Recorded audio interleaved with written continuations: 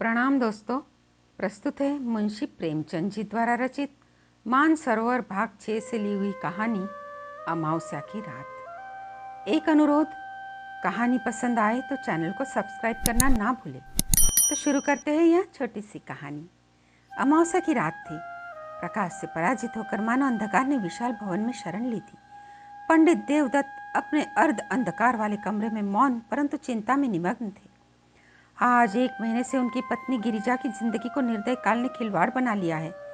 पंडित जी दरिद्रता और दुख को भुगतने के लिए तैयार थे। भाग्य का भरोसा उन्हें धैर्य बंधाता था, किंतु यह नई विपत्ति सहन शक्ति से बाहर थी। बेचारे दिन के दिन गिरिजा के सिराहने बैठे हुए उनके मुरझाए चेहरे को देखकर कूदते और रोते रहते थे। गिरिजा जब अपने जीवन से निराश होकर रोती तो वह उसे समझाते, गिरिजा रो मत, शीघ्र ही अच्छी हो जाओगी तुम। पंडित देवदत्त के पूर्वजों का बहुत बड़ा कारोबार था। वे लेन देन किया करते थे। अधिकतर उनके व्यवहार बड़े बड़े चकलेदारों और रजवाड़ों के साथ हुआ करते थे। उस समय ईमान इतना सस्ता नहीं बिकता था। सादे पत्रों पर लाखों की बातें हो जाती थी। मगर सन 57 ईस्वी सन के बीच कितनी ही रियासतों और राज्यों को मिटा दिया गया और उनके साथ तिवारियों का यह अन्नधन पूर्ण परिवार भी मिट्टी में मिल गया। खजाना का खजाना लूट गया। बही खाते पंसारियों के काम में आ गए।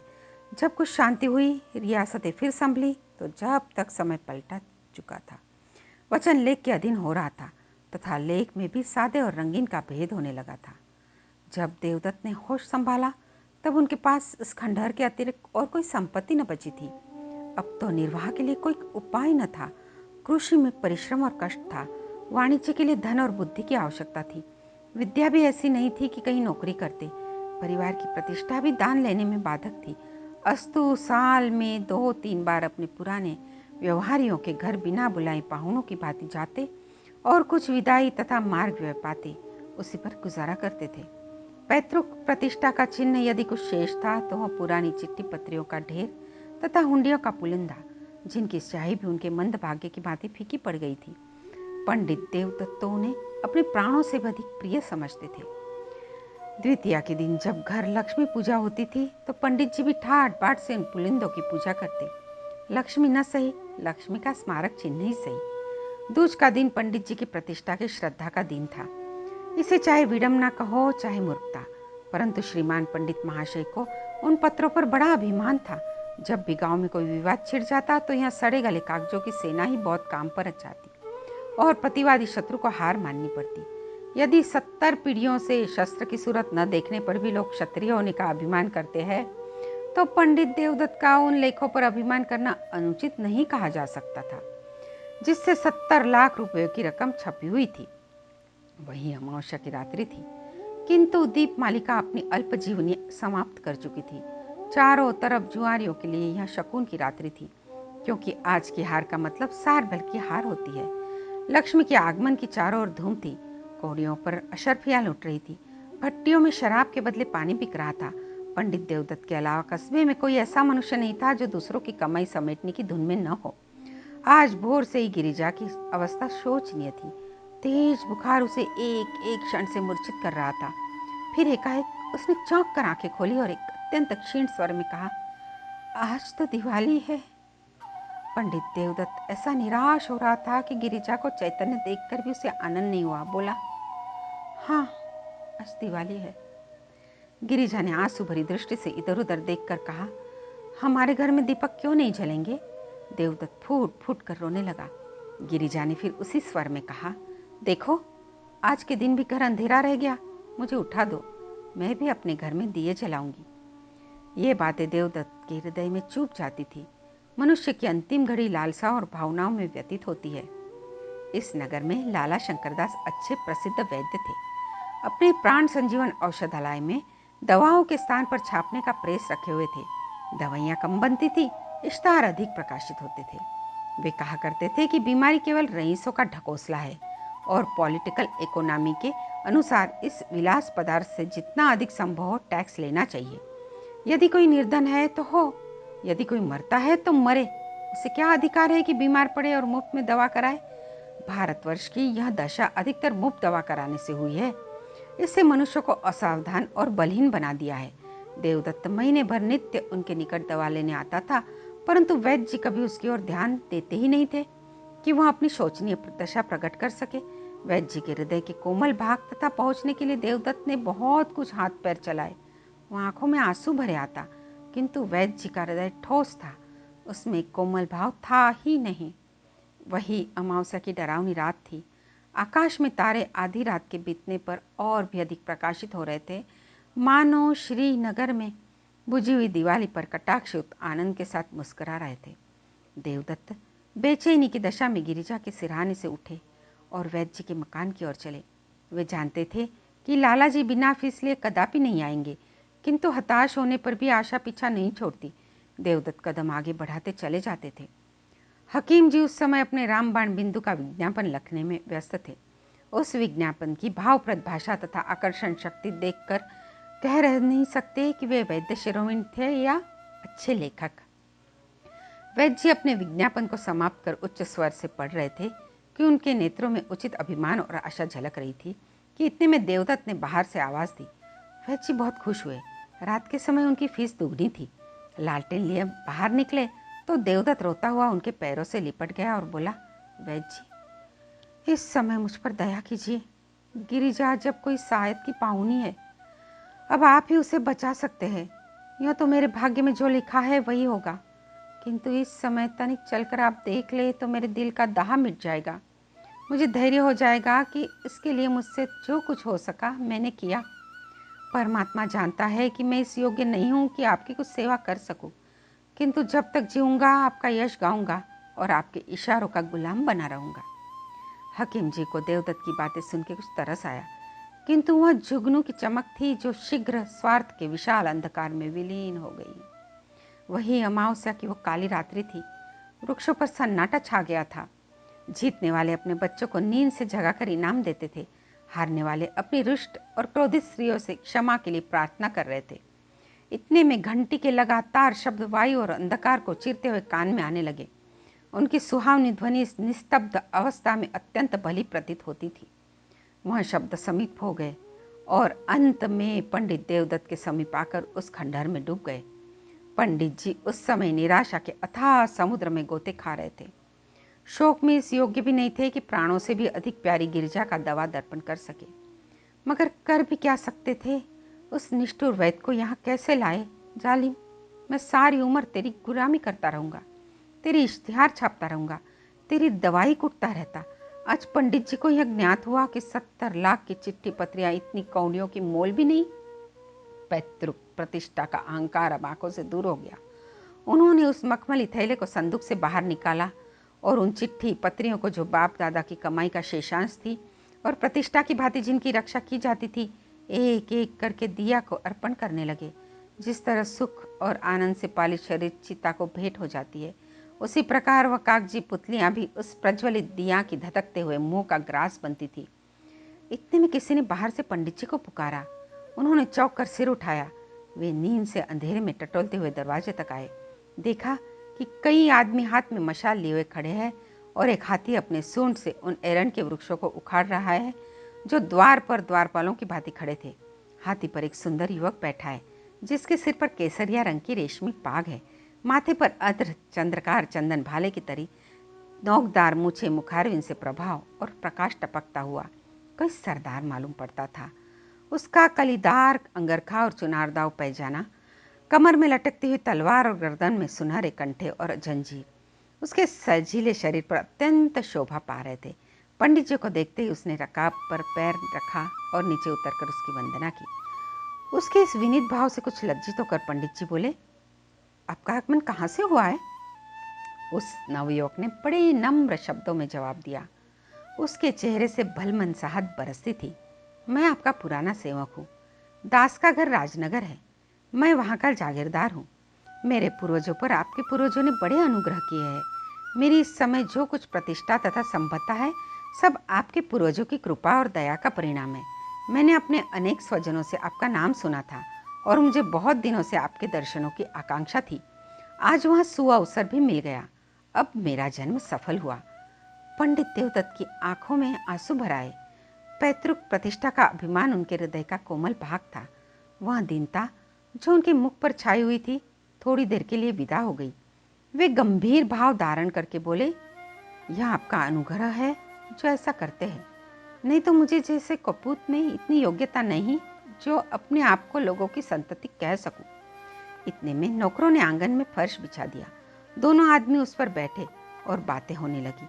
वे बातें जिनका प्रत्येक शब्द पंडित जी के मुख को इस तरह प्रफुल्लित कर रहा था जिस तरह प्रातःकाल की वायु फूलों को खिला देती है।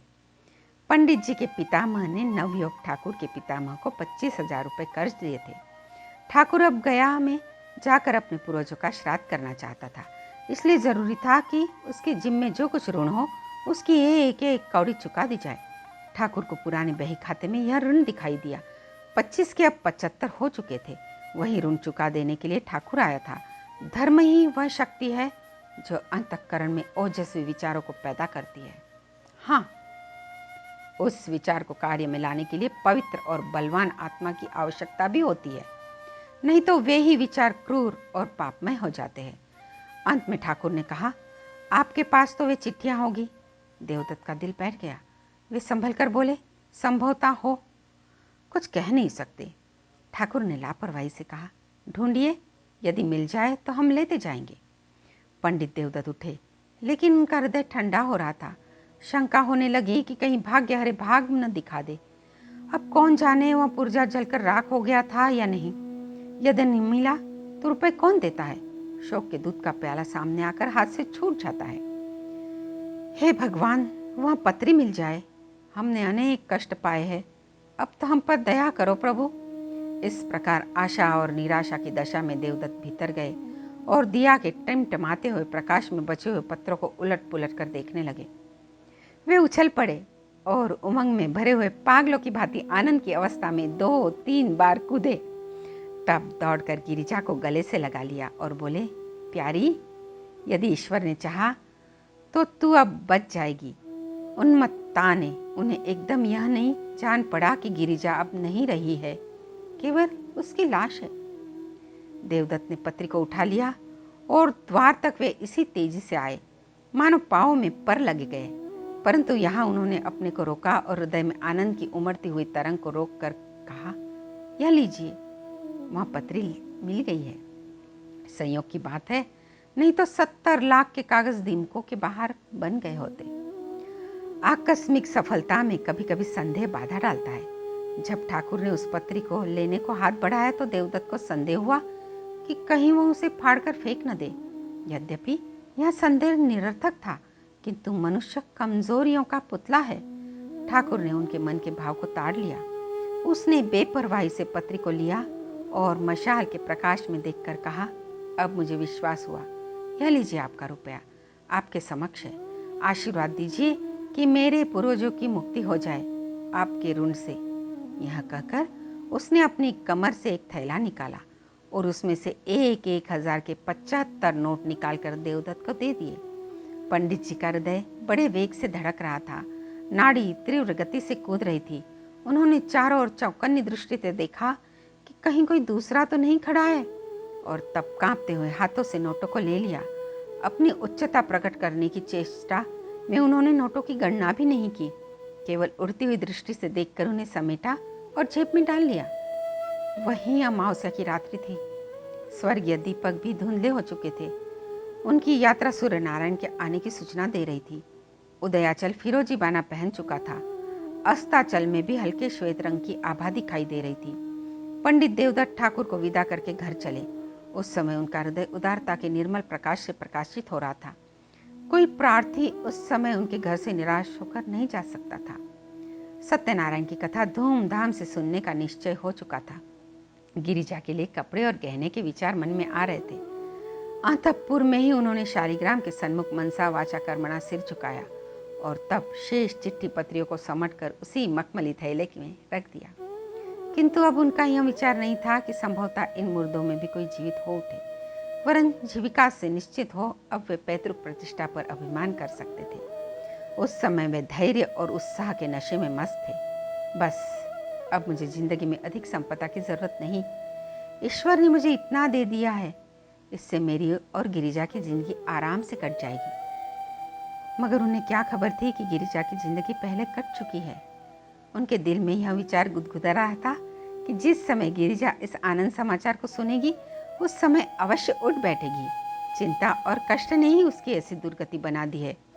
जिसे भरपेट कभी रोटी नसीब न हुई, जो कभी नैराश्य में धैर्य और निर्धनता के हृदय विदारक बंधन से मुक्त न हुई, उसकी दशा इसके सिवा और हो ही क्या सकती है। और यह सोचते हुए वे गिरिजा के पास गए और धीरे से हिलाकर बोले, गिरिजा, ओ गिरिजा, आंखें खोलो। देखो, ईश्वर ने तुम्हारी विनती सुन ली और तुम्हारे ऊपर दया की। कैसी तबीयत है तुम्हारी? किंतु जब गिरिजा तनिक भी न मिन की, तब उन्होंने चादर उठा दी और उसके मुंह की ओर देखा। हृदय से करुणात्मक ठंडी आह निकली। वे वहीं सिर थामकर बैठ गए। आंखों से शोणित की बूंदें से टपक रही थी। आह, क्या यह संपदा इतने महंगे मूल्य पर मिली है?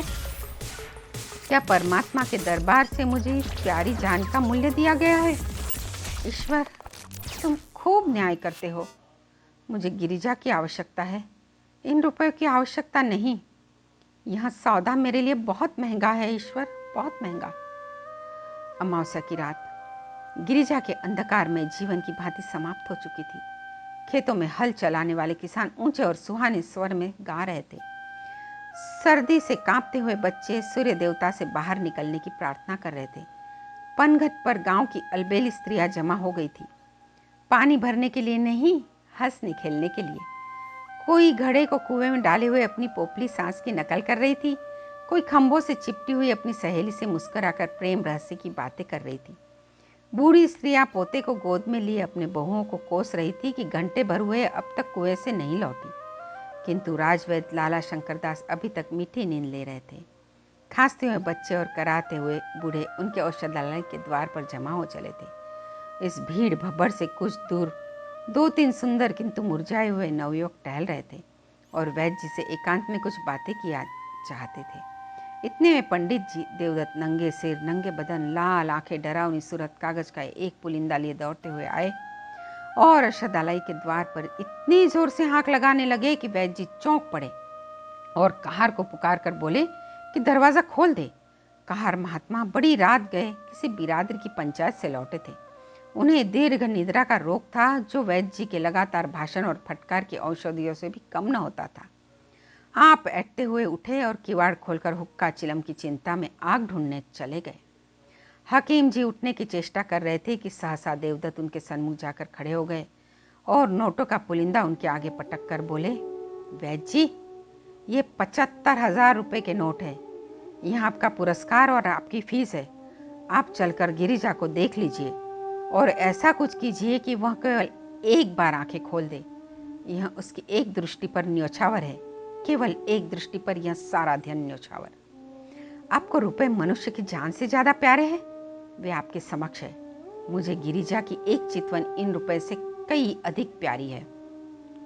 वैद्य जी ने लज्जा में सहानुभूति से देवदत्त की ओर देखा और केवल इतना कहा, मुझे अत्यंत शौक है, सदैव के लिए तुम्हारा अपराधी हूं, किंतु तुमने मुझे शिक्षा दे दी। ईश्वर ने चाहा तो ऐसी भूल कदापि न होगी। मुझे शौक है, सचमुच है। ये बातें वैद्य जी के अंतःकरण से निकली थी। आप सुन रहे थे मुंशी प्रेमचंद जी द्वारा रचित कहानी अमावस्या की रात। कहानी सुनने के लिए आपका धन्यवाद।